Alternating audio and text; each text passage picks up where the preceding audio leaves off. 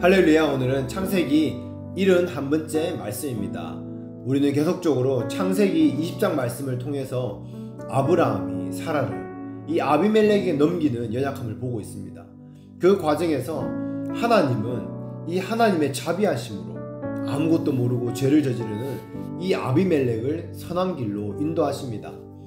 앞서 우리는 이런 아비멜렉의 모습 속에서 우리가 죄 가운데 양심이 화인마다 돌이키지 않는 것이 얼마나 위험한지 회개하고 심판을 면하는 것에 대해서 나누었습니다. 오늘은 아비멜렉이 처한 상황 가운데 하나님이 하시는 말씀과 그에 대한 아비멜렉의 반응을 통해서 우리를 향한 하나님의 말씀을 발견해가는 시간이 되시기를 바랍니다. 먼저 하나님은 아비멜렉에게 사라를 이 아브라함에게 다시 돌려보내라고 명령합니다. 회개를 촉구하는 것입니다. 회개는 지은 죄를 돌이키는 것입니다.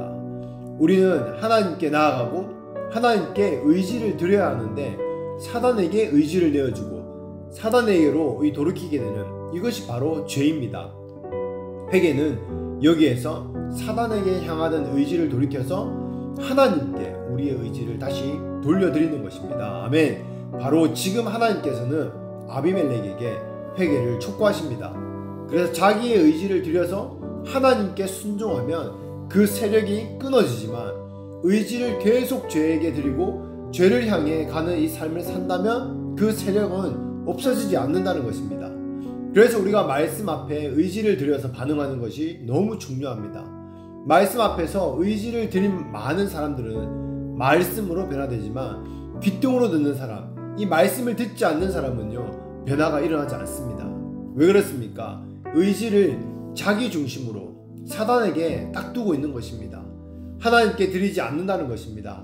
그래서 의지를 바꾸지 않는다면 변화가 없습니다. 그래서 아브라함은 어떻습니까? 아브라함은 달랐습니다. 즉시 순종하던 것이 바로 아브라함의 모습이었습니다. 이게 무엇을 뜻합니까? 자신의 의지를 자기가 내세우는 것이 아니라 하나님께 돌리고 있는 것입니다. 롯의 모습을 여러분 기억해 보십시오. 아무리 하나님의 천사가 말을 하고 그 말을 듣기는 들었지만 의지가 반응되지 않으니까, 의지가 돌이켜지지 않으니까 구원받기도 힘든 것입니다. 그래서 의지가 굉장히 중요합니다. 이 의지가 우리의 바로 실제 중심입니다. 그래서 하나님께서는 아비멜렉에게 돌이키라, 그 의지를 돌이키라고 하시면서 회개를 촉구했습니다. 그리고 나서 하나님은 아비멜렉에게 살 수 있는 방법을 제시해 주십니다. 아비멜렉이 살 수 있는 방법은 자기가 범죄한 이 아브라함이 아비멜렉을 위해서 기도해 줄 때 아비멜렉이 심판이 거치게 되는 것을 말씀하십니다. 하나님 앞에 죄를 범죄한 아비멜렉에게 하나님은 하나님의 선지자 아브라함의 중보기도를 통해서 그 죄가 사해지는 방법으로 아비멜렉의 죄를 해결해 주십니다. 아비멜렉의 죄를 하나님이 직접 다루시지 않고 하나님의 선지자인 아브라함을 통해서 다루십니다. 아브라함이 기도해주면 아비멜렉의 징계가 풀릴 것이고, 아브라함이 기도해주지 않는다면 아비멜렉의 징계가 풀리지 않는 이 방법을 통해서 아비멜렉 앞에서 아브라함을 높여주시는 것입니다. 이스라엘 백성이 하나님과 모세에게 불평할 때에도 모세의 중보기도를 통해서 백성들의 죄를 용서해 주시고 해결해 주시는 것처럼 동일한 방법을 하나님께서는 사용하시는 것입니다. 이게 바로 하나님의 방법입니다. 선지자가 하나님이 하는 일을 대신하기 때문에 그렇습니다. 그리고 하나님은 아비멜렉에게 경고를 하십니다. 어떤 경고를 하십니까? 사라를 돌려보내지 않으면 너와 너에게 속한 모든 사람이 다 죽을 것이다 경고합니다. 심판한다고 경고하시는 것입니다. 하나님은 아비멜렉에게 죄에 대해서 가르치시면서 하나님의 선지자에게 죄를 지었다 이렇게 말씀하십니다. 하나님의 선지자에게 죄를 짓는 것이 하나님에게 죄를 짓는 것임을 지적하는 것입니다. 시편 105편 15절입니다. 나의 기름 부은 자를 손대지 말며 나의 선지자를 해하지 말라. 아멘. 여기에 말씀해 보면 나의 기름 부은 받은 자를 만지지도 마라, 손대지 말라 말합니다. 믿지 않는 사람이나 종교적인 사람은요, 어떤 구별이 없습니다. 다 같은 목회자이고 영적 지도자이고 리더이고 그렇게 생각할 수는 있지만 그것이 아닙니다. 기름 부음 받은 사람과 그렇지 않은 사람은 엄청난 차이가 있습니다. 교회의 일꾼이라고 하나님의 일을 꼭 하는 것이 아닙니다. 하나님의 기름 부음이 없는 사람은 하나님의 일을 할 수도 없고 하지도 않습니다. 자기의 일을 하고 세상의 일을 하고 교회라는 건물에서 종교적인 일을 하는 것이지 하나님의 일을 할 수가 없는 것입니다. 그런 사람에게는요, 영적인 지도자다, 리더다 라는 말을 쓰지 않습니다. 그런 사람들은 영적인 지도자가 될 수 없습니다. 그런데 본문에서 아비멜렉이 아브라함에게 대한 범죄는 하나님의 기름 부음 받은 자에게 행한 이 선지자의 행한 죄라고 말하고 있습니다. 구약에서는 기름 부음을 아무에게나 행하지 않습니다. 왕이며 제사장이며 선지자 이 세 직분자에게만 이 기름을 부어 주었기 때문에 아브라함은 선지자로서 기름 부음을 받은 사람이었습니다. 이런 기름 부음이 있는 선지자 아브라함은 앞에서 찾아온 자들이 천사인 것을 알고 영접한 것이 아닙니다. 히브리서에 보면은 모르는 중에 이 나그네에게 영접했다고 말씀하고 있습니다. 아브라함은 모르는 중에 하나님의 천사를 선대함으로 축복을 받았지만 이 아비멜렉은 어떻습니까? 반대로 하나님의 선지자임을 모르고 악을 행함으로 자기가 화를 당하게 되었습니다. 우리도 이런 경우가 생길 수 있습니다. 알지 못했지만 하나님의 천사를 선대해서 복을 받을 수도 있고 하나님의 사람인데 이것을 모르고 이 악으로 대해서 화를 받을 수도 있습니다. 하나님이 세우신 자에 대한 태도는 하나님에게 이 행하는 태도이기 때문에 하나님은 엄하게 이 부분을 다루시는 것입니다. 그와 함께 하나님의 사람이 범죄하게 되면 일반 사람이 범죄하는 것보다 더 엄하게 다루십니다. 그만큼 더 책임을 물으신다는 것입니다. 그렇기 때문에 우리는 하나님의 사람에 대해서나 하나님이 하시는 일에 간섭하지 않는 것이 사실은 좋습니다. 하나님의 사람은 하나님이 직접 다루시기 때문에 그들이 다른 사람을 간섭하면서 판단하고 정죄하고 비난하면서 악한 도구가 되지 않도록 중보해야 되는 것입니다. 이런 하나님의 명령과 경고에 대해 아비멜렉은 어떤 반응을 보입니까? 두려워하고 신중하고 진지하게 받아들이고 있습니다. 꿈에 하나님이 나타나셨는데 아침에 일어나자마자 일찍 하나님의 말씀을 자기 부하에게 알렸습니다. 그 신하들도 다 두려워했다고 말하고 있습니다. 우리가 앞서 보았던 이 롯의 사위 하나님의 경고를 다 받았습니다. 아비멜렉도 너가 돌이키지 않으면 죽는다고 경고했고 롯과 이 가족들도 소돔성에서 피하지 않는다면 죽는다고 경고를 들었습니다. 똑같은 경고였습니다. 그런데 둘의 반응은 정반대였습니다.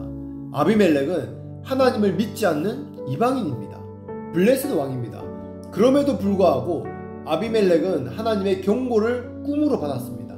롯처럼 천사를 통해서 직접 받은 것도 아니고 꿈을 통해서 받았지만 즉시 꿈의 내용 앞에 진지하게 반응했습니다. 바로 아비멜렉은 이런 겸손한 반응 때문에 하나님의 심판을 면할 수가 있었습니다. 오히려 롯은 하나님을 아는 사람임에도 불구하고 즉각적인 반응하지 않고 민기적거리면서 지체함으로 자기 아내를 잃고 사위들을 잃어버리고 비참하게 되는 모습을 보게 됩니다. 우리는 이 부분을 유심히 봐야 합니다. 하나님의 심판의 경고에 대한 반응에 따라 그 결과가 다르다는 것입니다. 하나님의 심판은 하나님의 말씀이 들려질 때 말씀에 대한 반응이 부정적이거나 가볍게 여기고 불순종적인 태도를 취하면서 바로 그 사람이 심판을 받는 모습인 것입니다. 심판하기 전에 이미 그 반응을 통해서 심판받은 사람이 다 정해지는 것입니다. 롯의 사위가 그랬습니다. 심판받기 전에 그 경고의 말씀 앞에 농담인 것으로 반응했습니다. 그리고 롯의 아내는 쳐다보지 말라는 하나님의 말씀에 설마하고 돌아보는 반응을 보였습니다. 그 반응에 따라서 하나님의 심판이 오기도 하고 아비멜렉과 같이 순종적이고 겸손하게 반응하면 하나님이 그 아비멜렉을 살리시고 그 방법을 알려주시는 것입니다. 그 반응을 통해 그 결과를 알 수 있는 것입니다. 우리의 모습은 어떻습니까? 우리의 예배를 드리고 말씀을 듣는 반응을 보면 그 삶이 다 드러납니다. 꼭 어떤 결과가 나타나는 것이 아닙니다. 하나님의 말씀에 대한 반응이 그 사람의 신앙의 생활입니다. 하나님의 말씀 자체가 능력이 있기 때문에 말씀에 반응하려는 사람에게 말씀이 그렇게 하는 것입니다. 그래서 아비멜렉은 하나님께 죄를 짓기는 했지만 경고할 때 두려움으로 즉시 회개하고 말씀 앞에 반응한 것입니다. 하나님으로부터 구원을 받은 은혜를 얻게 된 것입니다. 아비멜렉이 하나님을 몰랐음에도 왜 그렇게 순종할 수 있었습니까? 아비멜렉의 마음이 순종적인 것은요, 그 삶이 양심에 따라서 살았기 때문입니다. 아비멜렉은 창세기 20장에 착한 사람으로 나타납니다. 양심이 바르고 악의가 없는 사람입니다. 즉 이방인이지만 양심에 따라 살기 때문에 하나님의 은혜의 말씀이 들려질 때 양심에 따라 선한 반응이 나오는 것입니다. 하나님을 믿고 하나님을 알아가고 있는 우리는 여러분 어떻습니까? 하나님이 주시는 말씀 앞에, 그 음성 앞에, 그리고 나의 양심 앞에 선한 반응을 하며 주님 그 말씀과 그 음성에 순종하는 여러분 되시기를 축복합니다. 아멘. 말씀을 맺겠습니다. 아비멜렉의 모습을 창세기 20장을 통해서 보고 있습니다. 아비멜렉의 모습을 이 통해서 하나님께서 우리에게 말씀하시는 것이 무엇입니까? 아비멜렉은 하나님의 명령과 그 경고에 대해서 하나님을 모르는 이방인이었음에도 불구하고 그 안에 있는 선한 양심으로 인해서 즉각적으로 돌이키고 순종하고자 하는 태도와 반응을 보입니다. 그리고 그 모습을 하나님은 기뻐하시고 구원의 길을 열어주십니다. 그리고 하나님께서 아비멜렉에게 아브라함의 중보 기도를 받게 하시고 하나님이 세운 이 사람의 권위를 세우시고 또 그것을 통해 하나님이 그 영광을 받으십니다. 우리 안에 이 아비멜렉을 바라보면서 말씀 앞에 나의 태도와 자세, 나의 반응을 점검되고 하나님의 이 사람에 대한 이 나의 태도와 순종적인 자세를 돌아보고 돌이켜지는 은혜가 있기를 축복합니다. 어제도 나눈 것처럼 양심은 굉장히 중요합니다. 양심이 더럽혀지면 회개가 있기 전에 양심이 회복되는 것이 쉽지 않습니다. 그리고 더럽혀진 양심은 계속 그 모습이 나타나게 되어 있습니다. 어떤 사람은 진짜 양심에 걸릴 일을 하면서도 하나도 양심에 찔리하지 않는 사람들이 있고, 어떤 사람은 양심에 걸릴 만한 이 일들이 아닌데도 양심에 걸려하는 사람들이 있습니다. 이런 양심의 정도, 그것에 대한 반응에 따라서 하나님의 심판이 그리고 상급이 결정되는 것입니다. 계속적으로 양심이 걸리는데 자꾸 그 일을 행하면 어떻게 됩니까? 양심에 화인 맞게 된다고 말씀하고 있습니다. 우리의 영적인 귀가 열려지기를 축복합니다. 하나님의 말씀을 하나님의 말씀으로 듣고 말씀과 하나님의 사람 앞에 순종의 마음으로 나아가며 심판이 아닌 상급을 누리시기를 축복합니다. 우리 안에 하나님이 주신 이 선한 양심 앞에 하나님의 기쁨이 되는 것을 선택하며 항상 그 선한 양심에 따라 그 하나님이 원하시는 그 뜻을 행하시는 여러분 한 분 한 분 되시기를 예수 이름으로 축복합니다. 아멘.